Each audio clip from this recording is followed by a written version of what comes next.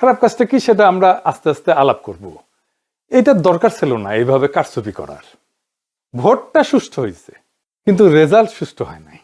10:30 পর্যন্ত রেজাল্ট আসতেছে মোটামুটি 2 জোট পাশাপাশি আগাইতেছে, 3-4টা সিটের গ্যাপ, কখনো এই জোট একবার আগে, কখনো আরেক জোট একবার আগে, তারপরে সব বন্ধ বেশ কিছুক্ষণ, ঘন্টা 2-1, তারপরে তত্তর করে বিএনপি আগে যেতেছে। আর জামাত জোট মনে হয় ঢাকার জ্যামে আটকেছে, আর নড়ে না, নড়ার চড়ার কোনো নাম নাই, ওইখানেই থাকলো। 40 থেকে বিএনপি 208 হইল। আচ্ছা বলেন তো, কখনো এইভাবে ডেটা ফাংশন করে?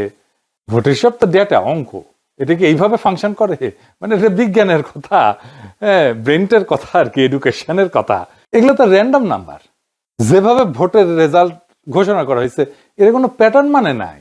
আপনি এই ডেটা যে কোনো ম্যাথমেটিক্যাল স্ট্যাটিস্টিক্যাল মডেলে ফেলেন, তারপরে দেখবেন এটা ম্যানিপুলেশন হয়েছে, একদম সেই অঙ্কে কষে এটা বুঝাই দেওয়া যাবে। আমি বুঝাই বলি একটা, ধরেন এটা 300 সিট, তাই না? 2 জোটের সাপোর্ট মোটামুটি কাছাকাছি।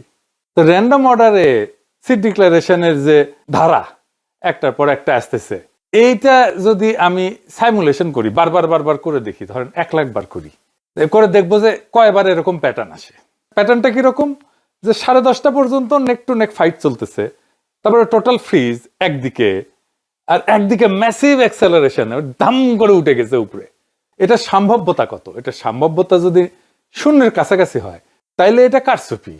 আমি অঙ্কটা করেছি, অঙ্ক করলে আমাদের বাংলার মার্টিন লুথার কিং অঙ্ক ভয় পায়, তো আমি করেছি, যদিও আমি স্ট্যাটিস্টিশিয়ান না।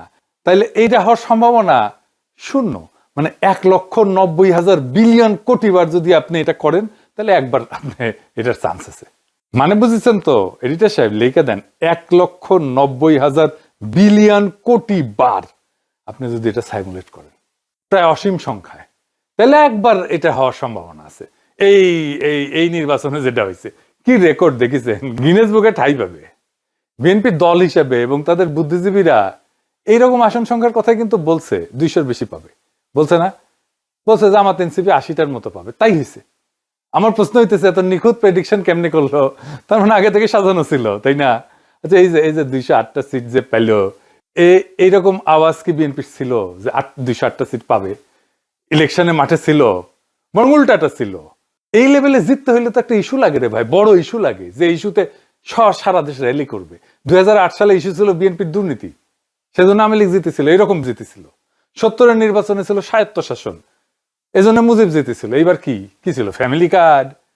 মানে মানুষ পাগল হইয়া ফ্যামিলি কার্ডের জন্য ছাপ্পর ফাইরা ভোট দিছে।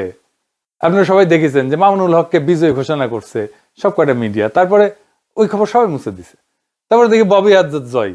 এরকম তো অনেক আসন হয়েছে, এমনকি তারেক রহমানের আসন হয়েছে। 3,500-এর ব্যবধান ছিল, 17টা কেন্দ্র বাকি ছিল গোনা, তারেক রহমানকে বিজয়ী ঘোষণা করে দিছে। তারেক রহমানের প্রতিদ্বন্দ্বী লিখছে এটা, আমি স্ক্রিনশট নিয়ে রাখছি। ওই সময় খুলনাতে মিয়া গোলাম পারোয়ার কত ভোটে হারছে জানেন? 2000 ভোটে মাত্র। শুধু জামাত 5,000-এর কম ভোটে হারছে। এরকম আসনের সংখ্যা কত জানেন? 53টা। মূলত এই 53টা আসনে কারচুপি করে হারানো হয়েছে জামাতকে। কেউ কেউ বলে এটা 70টা। জামাত তাইলে প্রকৃতপক্ষে আসনগুলোতে জিতছে, কিন্তু ডিপ স্টেট সংখ্যা কমায় কয়টা দিতেছে? 70টা না কয়টা যেন দিতেছে, খয়রাতি। এটা তো বিএনপির শক্তি না, এটা ডিপ স্টেট, আওয়ামী লীগ আর প্রশাসনের শক্তি। তার উপরে ভর করে তারেক রহমান দেশ চালাবে। কেমন চালাবে বুঝেন? আমাদের প্রতিপক্ষ তো বিএনপি না, আমাদের প্রতিপক্ষ BNP plus Awami League plus deep state plus India. প্রয়াত ডক্টর আলী আকবর খান অর্থনীতিবিদ ছিলেন, সাবেক আমলা এবং তত্ত্বাবধায়ক সরকারের উপদেষ্টাও ছিলেন সাবেক। ওনার একটা বই আছে, অবাক বাংলাদেশ, বিচিত্র ছলনাজালের রাজনীতি। ওইটাই উনি লিখছেন যে কিভাবে নির্বাচনের ফল বদলায় দেওয়া হয়। উনি লিখেছেন কারচুপি হয় ভোট গণনার পর্যায়ে এবং ফলাফল ঘোষণার ঠিক আগের মুহূর্তে। বুঝেছ? একই জিনিস ঘটেছে না? অধিকাংশ ক্ষেত্রে দেখা যায় ভোট গ্রহণ শেষ হওয়ার পর যখন গণনা শুরু হয়, তখন বিরোধী দলের পোলিং এজেন্টদের ভয়ভীতি দেখায় বা প্রশাসনের সহায়তায় কেন্দ্র থেকে বের করে দেওয়া হয়। দেওয়া হয়েছে না? বের করে কুমিল্লা 8 বরুড়ার একটি সমস্যা আমরা তুলে ধরেছি। সেখানে আজকে বিশেষভাবে ভোট শুরু হওয়ার কিছুক্ষণ পর থেকেই আমাদের 30টা সেন্টারের এজেন্ট থেকে তারা বের করে দেয়।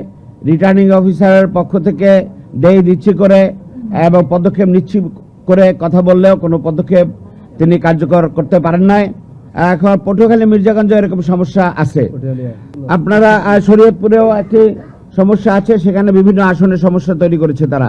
গোপালপুরের অধিকাংশ কেন্দ্রে এজেন্ট বের করে দিয়েছে, এরকম তথ্য আমাদের কাছে এসছে। পোলিং এজেন্টদের অনুপস্থিতিতে যখন ভোট গণনা করা হয় তখন আসল জনমত প্রতিফলিত হওয়া কঠিন হয়ে পড়ে। উনি লিখেছেন যে রিটার্নিং অফিসারের কার্যালয়ে, মানে যে ডিসি আর কি, সে রিটার্নিং অফিসার হয়, রিটার্নিং অফিসারের কার্যালয়ে ফলাফল পাঠানোর আগে যে সংকলন তৈরি করা হয় সেখানেই বড় ধরনের কারিগরি করা হয়। ফলে দিনের বেলায় দৃশ্যত শান্ত নির্বাচনও রাতের ফলাফল ঘোষণার সময় সম্পূর্ণ বদলে যাইতে পারে। দেখেছেন, একই কথা কয়ে গেছে গুরুজন, হ্যাঁ, কি চমৎকার কয়ে গেছে। এটাই ফলো করেছে আর কি, বুঝি চাও। এটাই জানে আমাদের অ্যাডমিনিস্ট্রেশন, এটাই জানে আমাদের প্রশাসন, এটাই জানে আমাদের ডিপ স্টেট, এই কাজই করে। এই নির্বাচনের ফলাফল একটা ইন্টারেস্টিং জিনিস দেখায়। আমরা গলে জাতীয় পার্টিকে ওয়াইপ আউট করে দিছি। রংপুর ছিল জাতীয় পার্টির দুর্গ। আওয়ামী লীগ বিএনপি 35 বছর ধরে চির ধরাইতে পারেনি সেই দুর্গতে। আমরা এটা ফ্ল্যাট করে দিছি। আমরাই করছি, বিএনপি করে নাই। রংপুরে বিএনপি আওয়ামী লীগ কিচ্ছু করতে পারে নাই। সেখানে যে এনসিপি জামাত তাদের হারায় দিল, সেই এনসিপি জামাত দুর্বল না যে সারা দেশে হারিয়ে গেল। এই চিত্রটা, রংপুরের চিত্রই সারা দেশে হওয়ার কথা ছিল, হইল না, ডিপ স্টেট হইতে দিল না। এটা আসলে করার দরকার ছিল না, এই কামটা করার দরকার ছিল না। ভোট খুবই সেন্সিটিভ জিনিস। মুজিব 1973-এ এই কিসিমের একটা নির্বাচন করে গাড্ডায় পড়েছিল। হাসিনা নির্বাচন না দিয়া এরকম কিসিমের নির্বাচন করে গাড্ডায় পড়েছিল। কাশ্মীর একটা নির্বাচনের ফল মানে নাই, এই জন্য অগ্নিগর্ভ হয়ে আছে কাশ্মীর, না কতদিন থেকে কি অবস্থা এখানে, এখনো শান্ত হয় নাই।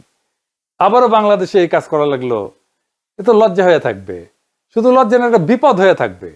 এই কালি গা থেকে যাবে না বিএনপির, এবং যারা ইঞ্জিনিয়ারিং করছে যারা, তাদের এটা কাফারা দিতে হবে। এই জন্যে যে জামাত এনসিপি তো কম ভোট পায় নাই। হিসাব করে দেখেন পার্সেন্টেজে, এই লোকগুলোর উপেক্ষা করবেন কিভাবে? আপনি জিতলে অসুবিধা নাই, জিতেন, ভোট নিয়ে যেতেন, যতগুলো সিট জনগণ দেয় সে কয়টা নিয়ে খুশি থাকেন। না, আপনার অ্যাবসলিউট মেজরিটি লাগবে। লিসে হাউস যেতেই লিসে। উইনস্টন চার্চিল দ্বিতীয় বিশ্বযুদ্ধের সময় বিশাল বড় নেতা ছিল, তার প্যারালাল কেউ ছিল না। ব্রিটিশ মিডিয়ার সে একজন প্রিয় পাত্র ছিল আর কি। সেখানে যাইতো, সব জায়গায় মিডিয়া তাকে ছুটে যেত, মারাত্মক হাইপ তার, যেখানে যায় বিশাল সভা করে। তার মতো প্রোফাইল কারো নাই। সে দ্বিতীয় বিশ্বযুদ্ধের বিজয়ের নেতা। সেই যুদ্ধ শেষ হওয়ার পর এই নির্বাচন দেওয়া হয়েছে, গোহারা হারছে লেবার পার্টির কাছে। তাকে নিয়ে হওয়া হাইপ কই ভ্যানিশ হইল। আবার কিন্তু সে ঠিকই 5 বছর পরে নির্বাচনে জিতেছে। পাবলিকের মনে এরকম। চার্চিল যদি একটা বিশ্বযুদ্ধ জেতার পরে হারতে পারে, সেই তুলনায় আমরা কিছুই না, হারিছি। আমরা তো স্বীকার করি হারিছি, আমরা বিরোধী দল, অপোজিশন, কিন্তু আমরা রেসপন্সিবল অপোজিশন হইতে চাই। সামনের বার জিততে হবে। এই নির্বাচনের বিষয়ে যা যা আইনি ব্যবস্থা নেওয়া উচিত সেটা নিতে হবে। রেকর্ড রাখা জরুরি, সব ডকুমেন্টেশন রাখতে হবে, ভিডিও ডকুমেন্টারি কইরা। পোলিং অফিসার, প্রিজাইডিং অফিসার যারা ছিল তাদের নামটাম রাখতে হবে। নির্বাচন কমিশনে কারা কারা দায়িত্ব ছিলেন সবকিছু সহ। প্রত্যেকটা কেন্দ্রে ভোটের ফলের কপি রাখতে হবে, স্বাক্ষর করা কপি। এই নির্বাচনে যা যা অনিয়ম হয়েছে সেটা ভিডিও ডকুমেন্টারি, ক্লিপ, অডিও সব আর্কাইভ করে রাখতে হবে। যে সমস্ত প্রার্থীকে হারায় দেওয়া হয়েছে তাদের, পোলিং এজেন্টদের, কর্মীদের সাক্ষাৎকার ডকুমেন্ট করা উচিত। তারপর নির্বাচনের ক্যাম্পেইন করার সময় নারীদের উপরে যে হামলা করছে বিএনপি, সেগুলো ডকুমেন্টেশন থাকা উচিত। এই নির্বাচনে আমরা যে হাইপ তুলছিলাম সেটা তুলনাহীন। সেই জন্য সবাইকে আন্তরিক ধন্যবাদ। অসম্ভব কাজ করছেন আপনারা, কিন্তু সেটাকে ব্যালটে নিয়ে যাওয়ার জন্য যে আরো কিছু করণীয় ছিল সেটা আমরা ঠিক মতো করতে পারি না। এটা স্বীকার করা ভালো, বা করতে পারি নাই। ভোট কেন্দ্রগুলোতে পর্যাপ্ত কর্মী দেওয়া যায় নাই।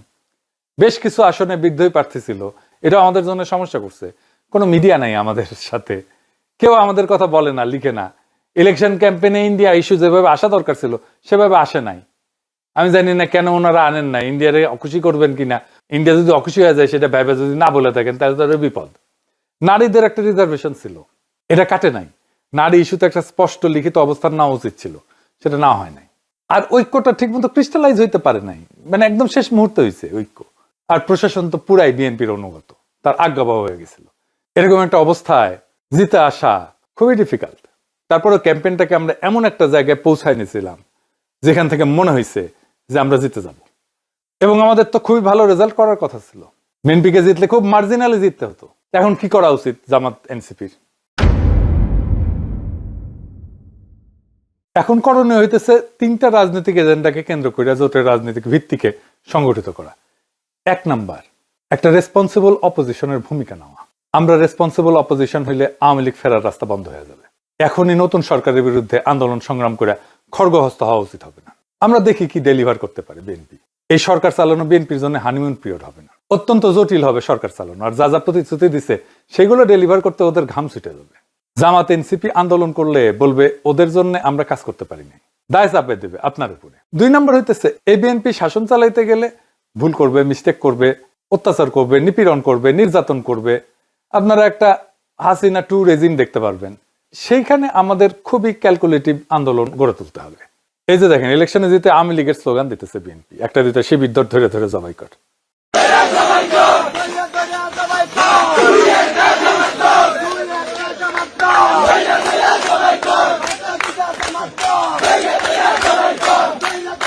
বিজয়ের উল্লাস চলতেছে দুবাই স্কুল। শুনেছেন? শুধু তাই না, আজকে শিবির নেতাদের বাসায় হামলা করতেছে।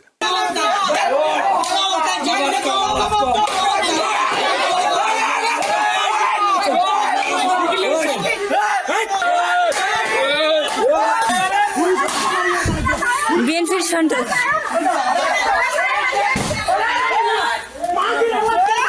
বিএনপির সন্ত্রাস সকল।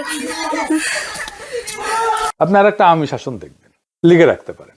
আমরা আবার আগের সেই জায়গায় ফিরে গেলাম, 2008 সালে ফিরে গেলাম। এরপরের সময়গুলোও আবার রিপিট হবে। এবার হবে দ্রুত। হাসিনা 15 বছরে যা যা দেখছেন তা বছর 2-এর মধ্যে দেখে ফেলবেন। তারেক রহমানের যদি স্টেবিলিটি প্রায়োরিটি হইতো তাহলে ভোটটা তিনি ফেয়ার হইতে দিতেন। মানুষ একটা পরিবর্তন চাইছিল, তিনি পরিবর্তনটা ঠেকাই দিলেন। এবার কি আদৌ পরিবর্তনকে ঠেকায় রাখা যায়? যায় না।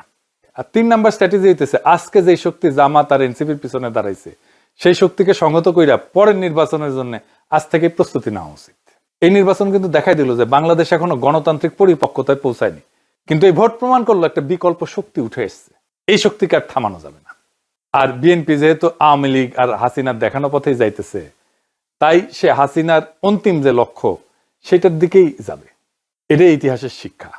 তবু আপনাদের জন্য শুভকামনা।